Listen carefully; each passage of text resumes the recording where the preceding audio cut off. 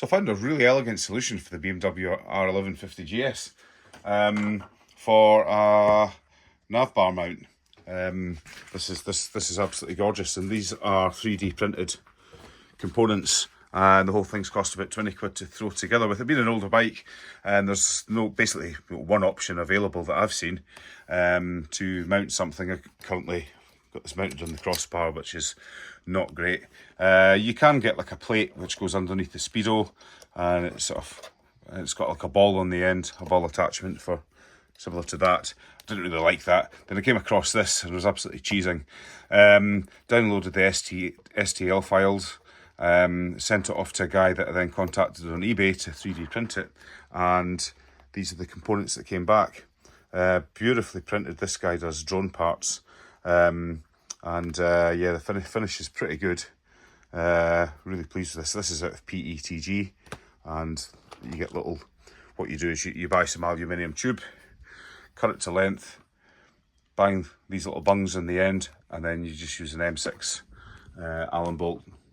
I've used a button because I had some of those knocking around to bolt that together, and then you just replace these here, the ones that came with the bike. They're M5s.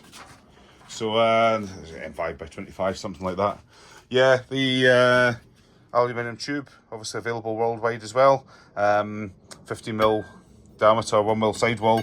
That cost me in the UK 4 quid delivered off eBay, and it came in a really useful plastic tube as packaging, so that was great. So yeah, really pleased with this. Pleased with the finish, and the overall result. Can't wait to get this mounted on. So the same designer on printables.com had this thing here pictured in one of the pictures on his page, and he had a temperature and humidity meter mounted in there, and where that goes is just at the side there. And look at that, he's got the curves and the profile of that absolutely spot on. So I'm actually going to get this modified by the guy that does the printing, because I want to put a USB charger in there, and they're quite a bit deeper. This is 14mm depth. Cable comes out the bottom there. So I think he's going to print that a bit deeper, and I can just mount this forward a bit. It just mounts with double-sided high bond tape, and there's plenty of space behind there before it starts interfering with the turbinators for the windshield. I can always move them forward a little bit.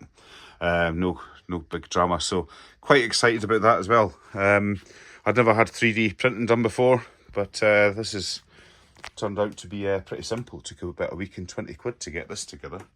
The other thing I'm going to get done is from another website. Again, I'll put a link in the description.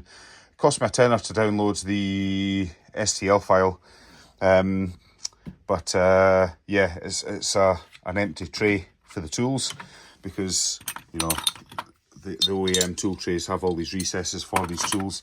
Tools I'm never going to carry around. You know, absolutely pointless. So I'm going to get a tray printed as well. I'm just waiting on the cost coming back for that, and I'll get that done. So what I'll do is I'll do a video on that, and also how this has turned out. And yeah, but super pleased at that. I wish I had a newer bike, because there's a lot of stuff out there for a lot of people's bikes. Not a lot for this one, but I think these little adaptations will make a huge difference, you know, for the and dead simple to get done. So hope you found this useful, and as I say, I'll do another video at some point, and catch you later.